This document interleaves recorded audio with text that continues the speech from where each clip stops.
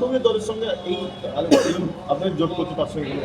দেখুন, আমি আমার সাথে বেশ কয়েকটি রাজনৈতিক দল, অনেক সামাজিক সংগঠন এই জোটে আসার আহ্বান জানিয়েছে। যারাই আমাকে জোটে আসার আহ্বান জানিয়েছে, আমি বামদের সাথে তাদের লিয়াজ করিয়ে দেওয়ার চেষ্টা করেছি, যে ওখান থেকে পথ আলোচনা। একটা জায়গায় তো একটা তো পাওয়ার হাউস হওয়া দরকার, বা একটা তো সেন্টার পয়েন্ট হওয়া দরকার। তো আমি আমার মতো আলোচনা করবো, বামেরা বামেদের মতো আলোচনা করবে, আমি ওই সিট তোমাকে দেবো, ওই সিট দেবো, একটা হটস্পট হয়ে যেতে পারে। সেন্টার পয়েন্ট হিসাবে আমরা বামেদের দিকে করছি। তো সুতরাং যারা আলোচনা করছে বামেদের সাথেই করছে। কোনো আপত্তি নেই।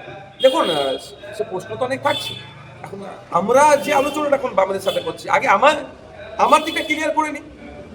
আমার সিট নিয়ে যে কোর্ট সিট নিয়ে যে মোকাবিলা করছে সেটা ক্লিয়ার করি, পরবর্তী পদক্ষেপ কি কি আছে সেগুলো বলবো। এখন আপনাদের আলোচনায় হুমায়ুন কবিরের দলের কোনো রকম না, আমাদের আলোচনা আইএসএফ এর আলোচনার মধ্যে। আইএসএফ ওই আপনার কতটা কি এগোলো? গতদিনে যে আলোচনাটা হয়েছিল, যে আজকে সে আলোচনা উঠে এসেছিল, আজকে অর্থাৎ আগামীকাল ওনারা বলেছিল, অর্থাৎ আজকে এটা ফাইনালাইজ হয়ে যাওয়ার কথা। কিন্তু আমাদের যে আইএসএফ এর যে কোর্ট সিটগুলো আছে আজকে এখনো পর্যন্ত ফাইনালাইজড হয়নি। তারা আরও কয়েকটা দিন সময় চেয়েছে।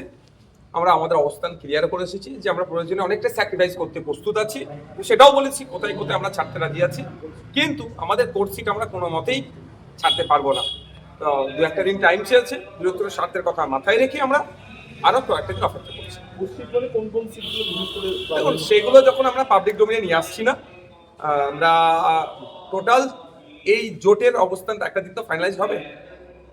সেই সময় আমরা কতটা চেয়েছিলাম, আমাদের কোন কোর্ট সিটগুলো চেয়েছিলাম, কি হয়েছিল, সে বিস্তারিতগুলো বলছি। আগে বলা সম্ভব না, ওই সংখ্যা এখন আমরা বলবো একটা না। বিষয়, যখন বিজেপি তৃণমূল তারা প্রায় প্রার্থী তালিকা প্রায় চূড়ান্ত করে ফেলেছে, সেখানে এখনো বামেদের সঙ্গে আপনাদের এখনো জোটটা নিয়ে এখনো জটিলতা। না, আমরা তো এসে গেল। হ্যাঁ, আমরা চাইছি স্পিড আপ হোক, কিন্তু আলোচনা তো থাকবেই। আমাদের পার্টির মধ্যেও যেমন আলোচনা আছে, গণতন্ত্রের পরিবেশ আছে, বামেদের মধ্যেও সেটা আছে, সেটা তারা বারবার বোঝাচ্ছেন। আমরা কিন্তু এটা বারবার বোঝানোর চেষ্টা করছি যে এটা স্পিড আপ হোক। তবে বৃহত্তর স্বার্থের কথা মাথায় রেখে বিজেপি তৃণমূল তো আলাদা নয়, তারা ভাগ করে নেওয়ার চেষ্টা করছে। ঠিক যেভাবে 2021-এ এনআরসিসি এর ভয় দেখিয়ে পার করেছে, এবার এসআইআর এর ভয় দেখিয়ে পার করার চেষ্টা করবে।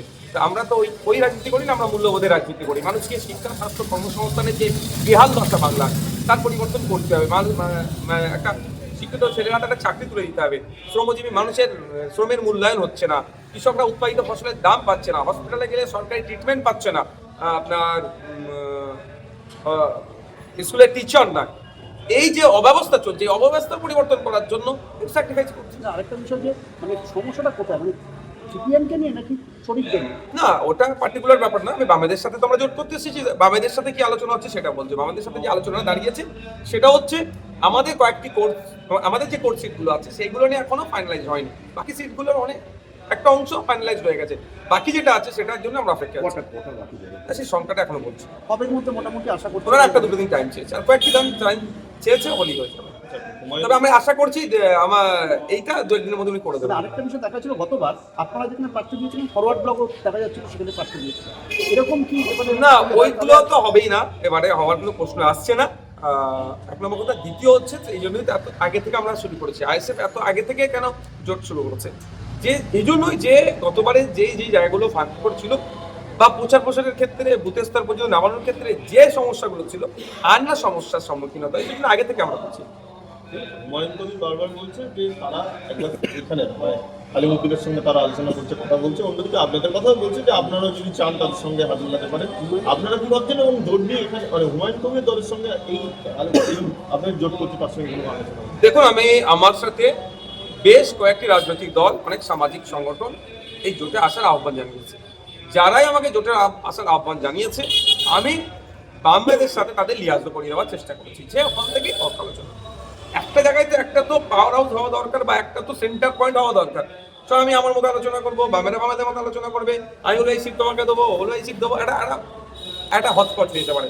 সেন্টার পয়েন্ট হিসাবে আমরা বামেদের দিকে করছি। তো সুতরাং যারা আলোচনা করছে বামেদের সাথেই করছে। হুমায়ুন কবির এলে কোনো আপত্তি নেই। দেখুন, সে প্রশ্ন তো অনেক থাকছে।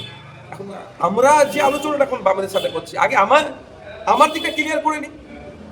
আমার সিট নিয়ে যে কোর্ট সিট নিয়ে যে মোকাবিলা করছে সেটা ক্লিয়ার করি, পরবর্তী পদক্ষেপ কি কি আছে সেগুলো বলবো। এখন আপনাদের আলোচনায় হুমায়ুন কবিরের দলের কোনো রকম না, আমাদের আলোচনা আইএসএফ এর আলোচনার মধ্যে। আইএসএফ ওই আপনার যোগাযোগ করেছিল না, আমার সাথে ঠিক আছে।